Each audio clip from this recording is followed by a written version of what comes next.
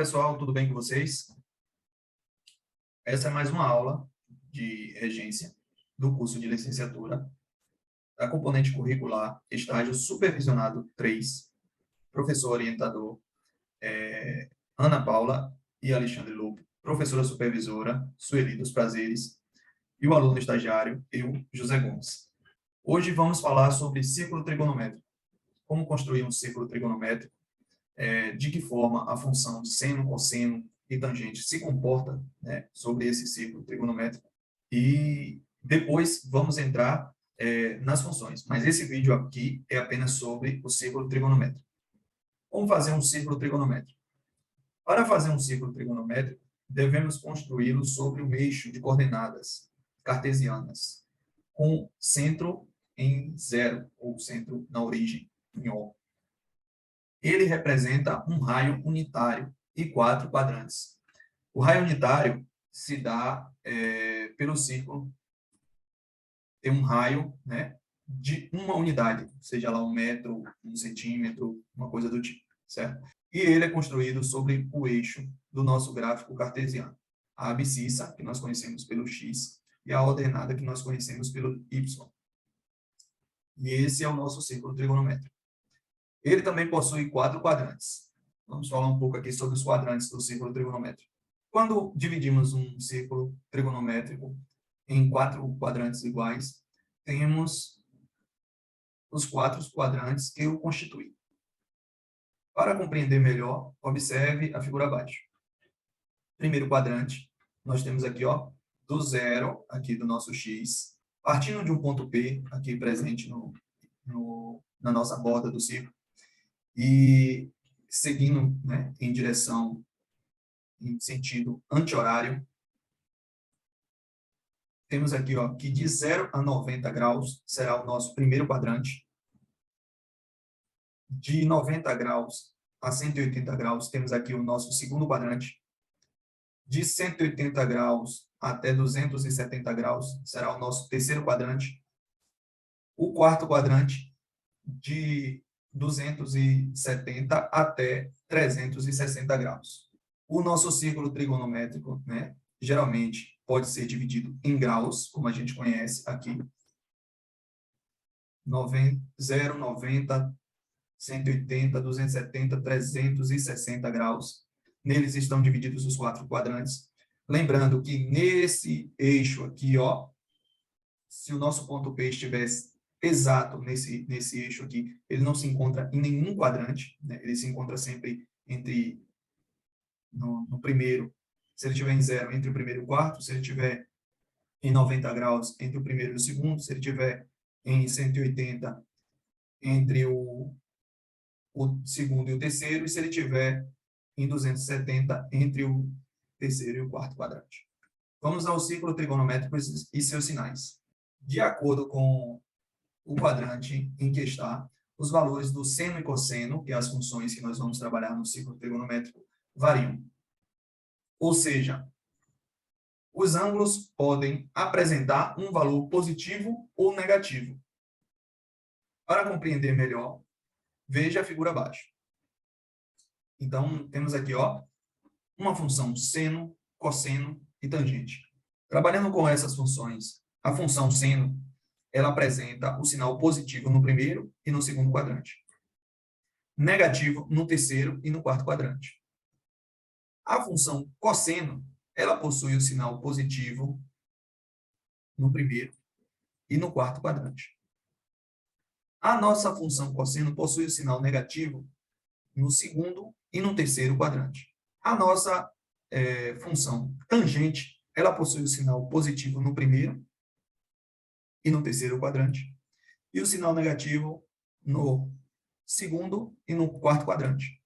Lembrando aqui, ó, que a função tangente, ela é uma operação, né, um quociente, pode assim dizer, entre a função seno e cosseno. Se dividirmos ou multiplicarmos aqui, ó, os sinais, né, nas operações de seno e cosseno, temos aqui a nossa função tangente. Olha lá, você conhece o seno aqui, opera positivo com positivo. Ele dá positivo aqui, ó. Mais com mais, mais. Temos aqui o sinal da função seno no segundo quadrante, ele é positivo. No cosseno, ele é negativo. Operando mais com menos, dá menos. Temos aqui o terceiro quadrante da nossa função seno, que é negativo. E o nosso terceiro quadrante da função cosseno, que também é negativo. Operando menos com menos, dá mais. Temos aqui o nosso quadrante da função seno, o nosso quarto quadrante da função seno, e o nosso quarto quadrante da função cosseno. Menos com mais, dá menos. Então, muitas vezes nós só conhecemos a nossa função seno e a nossa função cosseno. Para determinar uma tangente, é só fazer a divisão entre a nossa função seno e cosseno, e aí a gente pode operar o sinal, que ele vai apresentar o sinal correspondente à nossa função tangente.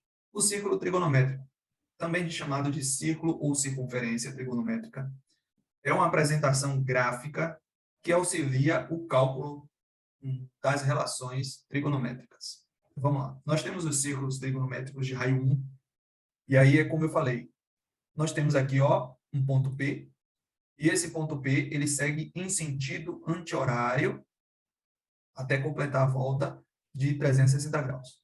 O círculo é unitário, ou seja, ele tem raio 1 da sua origem até a extremidade, em qualquer borda desse círculo, ele tem um raio de 1 unidade, seja lá 1 metro, 1 centímetro, ele tem um raio de 1 unidade. Por isso é chamado de círculo unitário. Quando o nosso ponto P gira em sentido anti-horário, ele está no sentido positivo, ou seja, o nosso ângulo ele sempre cresce. Ele vai de 0, 90 graus, 270, geralmente nessa hora. E também é conhecido como em radianos, que é mais comumente apresentadas nos livros, nas provas, em radianos. Então, quando ele está no sentido positivo, ele vai variar aí em radianos. Quando este ponto P for para um sentido positivo, ele segue de 0 a π, que é meia circunferência, e completando todo o círculo, ele tem 2π, que é a nossa representação em radiano, mais comumente apresentada nos livros, né? Como aqui o π, 1π, ele é 180 graus, esse círculo trigonométrico aqui, seguindo no sentido anti-horário, está apresentando π sobre 2, ou seja, a nossa metade de 180 graus, 90 graus agora. Quando o nosso ponto P percorre, né, de 0 a 270, né, ele percorre no sentido negativo. Então, aqui, a representação no sentido horário, né, quando ele percorre no sentido horário, ele está percorrendo em sentido negativo. Então, ele percorreu aqui, menos π sobre 2, ou seja, a metade de um π, ou 1/4 de um círculo em radiano. Vamos ao círculo trigonométrico e as razões trigonométricas. De acordo com a simetria do círculo trigonométrico, temos que o eixo vertical corresponde ao seno e o eixo horizontal corresponde ao cosseno. Cada ponto dele está associado a valores dos ângulos. Aquilo como a gente falou. Nós temos a função seno, que se projeta no nosso eixo vertical do nosso ponto cartesiano, ou seja, no eixo y, e o nosso cosseno, que é a função que se projeta no eixo horizontal, que temos por abscissa, né, ou o nosso x, o eixo x. Radianos no círculo trigonométrico. A medida de um arco de um círculo trigonométrico pode ser dada em graus ou em radianos. O primeiro corresponde a 1 grau, né, da nossa circunferência. Ele é dividido em 360 graus. Por isso essa notação aqui, 1,36. 1 grau corresponde, né, a uma fração da nossa circunferência de 360 graus. A circunferência é dividida em 360 partes iguais ao centro, sendo que cada uma delas apresenta um ângulo correspondente a 1 grau. O radiano corresponde a um arco da circunferência, cujo comprimento é igual ao raio da circunferência do arco que está medindo. Esse radiano é dado em π, uma unidade matemática. O nosso zero está aqui, ó, no mesmo ponto correspondente ao nosso 360 graus, porque a função é cíclica. Então, independente do número de voltas, a gente sempre vai passar pelo mesmo ponto. E então, quando percorremos aqui, ó, o nosso ponto P no sentido anti-horário até o eixo Y, percorremos aqui 90 graus, que equivale ao nosso π sobre 2. 180 equivale ao nosso π, né? 180 graus equivale ao nosso π.